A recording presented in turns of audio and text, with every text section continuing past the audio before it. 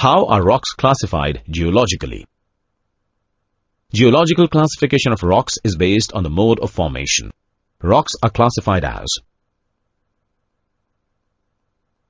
igneous, sedimentary, metamorphic. Let us see then.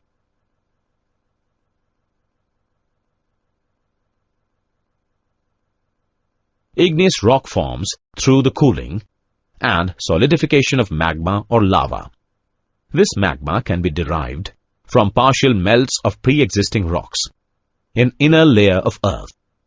Examples: basalt and granite. Sedimentary rocks are formed at the earth's surface by the accumulation and cementation of fragments of earlier rocks, minerals and organisms in water. Examples: limestone and shale.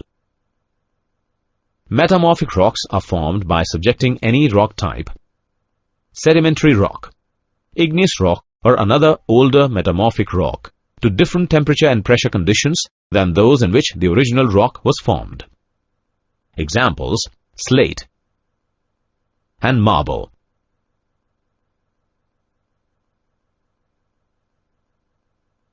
Thus, rocks are classified as igneous, sedimentary, metamorphic.